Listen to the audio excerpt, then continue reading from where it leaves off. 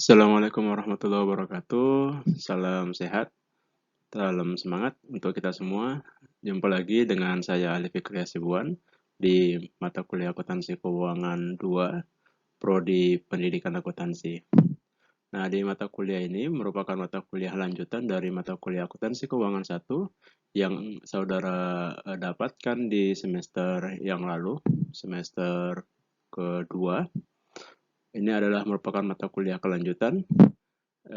Maka dari itu mata kuliah ini akan melanjutkan pembicaraan atau materi yang ada di mata kuliah Akuntansi Keuangan 1.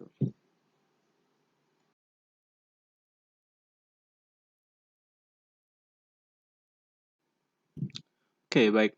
Untuk sesi RPS atau Rencana Pembelajaran Semester Akuntansi Keuangan 2, kita akan lihat dulu. Pertama adalah deskripsi singkat mata kuliah ini. Ya. Nah, mata kuliah ini merupakan kelanjutan dari mata kuliah Akuntansi Keuangan 1. Kalau di Akuntansi Keuangan 1 kita membahas tentang aset, ya, akun-akun pada aset, maka di Akuntansi Keuangan 2 kita akan membahas pada sisi hutang dan sisi modal. Akan ada 9 CPMK di sini, ya. Akan ada 9 CPMK. Pertama, kita akan bahas dulu mengenai pengeluaran dan pendapatan modal, pengeluaran pendapatan dan pengeluaran modal, yang mana ini merupakan satu-satunya CPMK atau materi yang kelanjutan dari Akuntansi Keuangan 1. Jadi jika akuntansi keuangan 1 pada akhir materi itu adalah aset tetap, di mana di aset tetap kita membahas tentang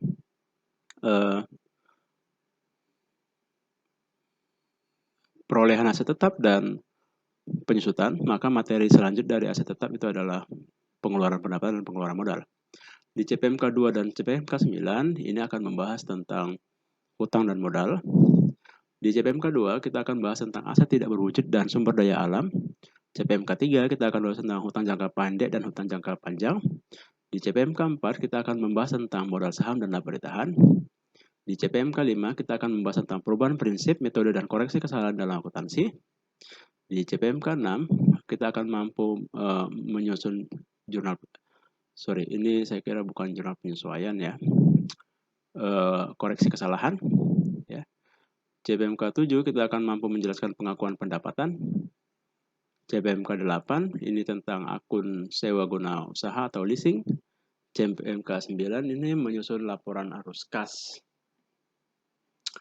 Nah, ini materinya yang tadi, turunan dari CPMK. Dan di metode penilaian, sama seperti mata kuliah lainnya, mata kuliah ini memiliki beberapa komponen penilaian, yang mana nanti akan dibagi menjadi beberapa item. Ada tugas rutin, tugas critical book, critical journal, mini riset, rekayasa ide, dan project. Kemudian nanti ada UTS dan UAS.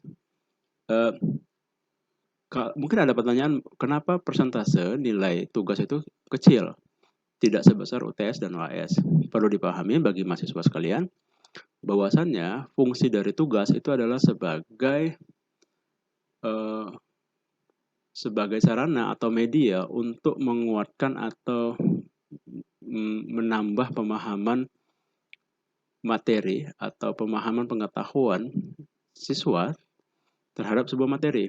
Jadi, jika Anda mengerjakan tugas itu dengan baik dan benar, maka ketika nanti materi yang ada di dalam tugas itu diuji pada UTS atau UAS, saudara bisa memahaminya atau bisa menjawabnya. Jadi, penilaian itu, tahap evaluasi sebenarnya itu bukan pada tahap tugas, tapi pada tahap UTS dan UAS. Karena UTS dan UAS itu sinkron pada tugas-tugas yang diberikan. Nah, ini persentasenya. Di luar ini nanti komponen penilaian itu bisa ada penilaian sikap dan penilaian terhadap kehadiran atau beberapa hal yang lainnya yang bisa meningkatkan atau bahkan menurunkan nilai Anda di dalam kelas. Untuk referensi buku, Anda sebenarnya bebas menggunakan buku apa saja. Kalau saya pribadi nanti saya akan menggunakan buku poin 2 dan poin 3, yang mana nanti buku ini akan coba saya share via Google Drive. Nanti kalian bebas untuk downloadnya. Untuk dosen pengampu, pada semester ini akan ada pergantian dosen. Pertama itu ada Pak Dr. Andus Saud M. Silamban itu pensiun, maka penggantinya adalah Pak Cornelius Harepa. Nanti saya dengan Pak Cornelius akan tim pergantian. Nah, di setiap pertemuan kita akan lihat beberapa materi yang berbeda, atau ada satu materi yang dilalui selama 2 pertemuan atau 2 minggu. Untuk minggu pertama kita bahas kontrak, minggu kedua ini masalah tentang pengeluaran pendapatan dan pengeluaran modal. Di minggu ketiga dan keempat ini materi tentang akuntansi aset tak berwujud dan sumber daya alam, 2 pertemuan. Pertemuan 5 dan 6 ini menjelaskan akuntansi utang dan jangka pendek, jangka panjang. Ya, pertemuan ke-7 ini mengenai akuntansi modal saham. Laba ditahannya itu di pertemuan ke-9. Pertemuan ke-8 kita UTS. Pertemuan ke-9 mengenai akuntansi laba ditahan. Ya. Pertemuan 10 dan 11 ini tentang perubahan prinsip. Ada 2 pertemuan. Perubahan prinsipnya itu 1 pertemuan di pertemuan ke-10. Koreksi kesalahannya di pertemuan ke-11. Kemudian pengakuan dan penilaian pendapatan atau revenue recognition ini juga akan ada 1 pertemuan. Pertemuan 13 dan 14 mengenai leasing, 2 pertemuan. Kenapa 2 pertemuan? Karena akan ada pembahasan tentang leasing dan lessor, masing-masing 1 pertemuan.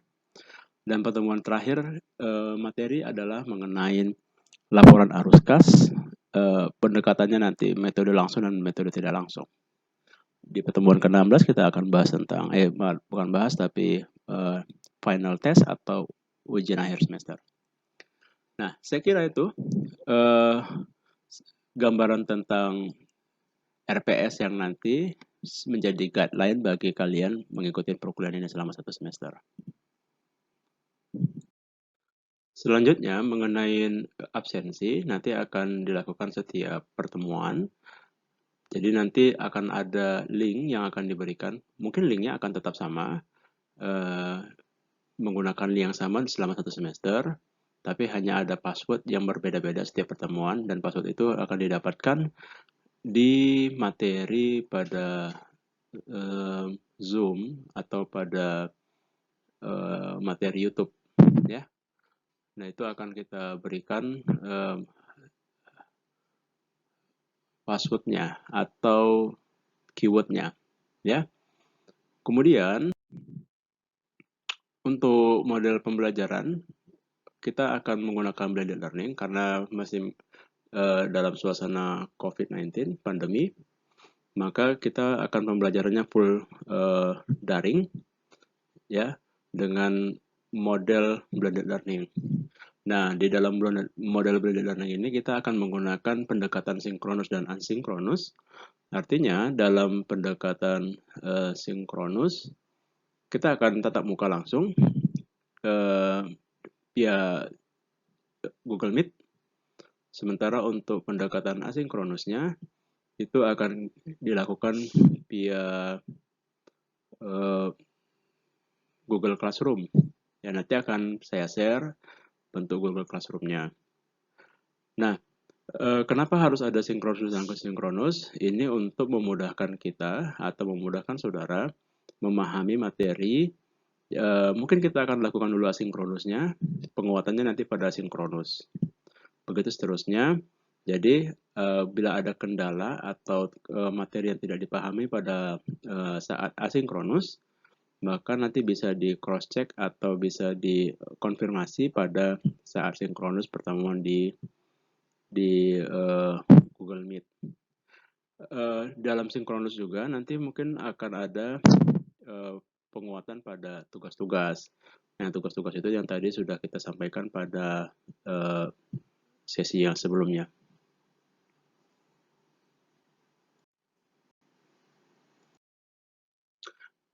Kemudian ada etika bagi mahasiswa. Hal ini kenapa menjadi penting? Karena dalam beberapa pertemuan di sebelumnya ataupun di beberapa kelas sebelumnya ada isu mengenai etika mahasiswa yang saya kira perlu diperbaiki.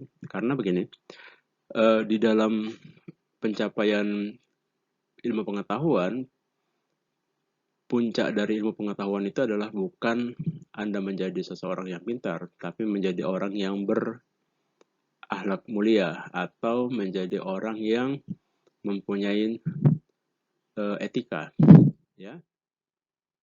Maka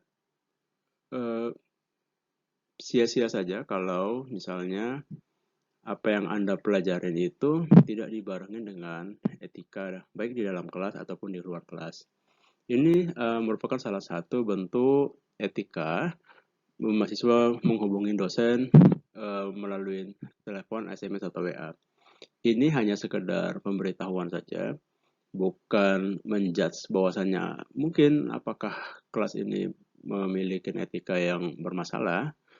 Itu kembali ke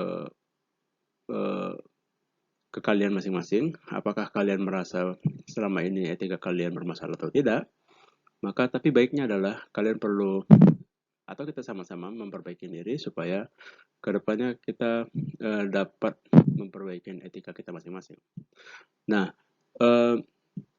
termasuk juga di dalam kelas, dalam pertemuan langsung misalnya di sinkronus, mematikan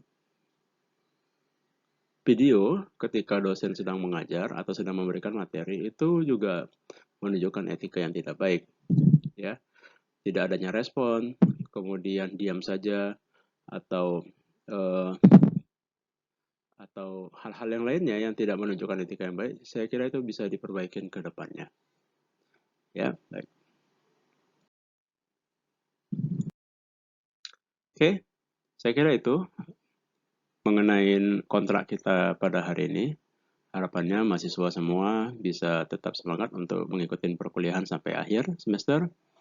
Dan jika ada kendala, dapat menghubungi saya di grup WhatsApp yang sudah tergabung atau melalui chat di Google Classroom-nya mengenai materi. Ya, saya tunggu respon dari saudara-saudara sekalian jika nanti ada kendala. Saya kira ya cukup untuk hari ini sebagai permulaan perkuliahan kita membahas tentang kontrak perkuliahan selama 1 semester. Terima kasih atas atensinya. Kita jumpa minggu kedua. Silahkan dicek nanti materinya apa.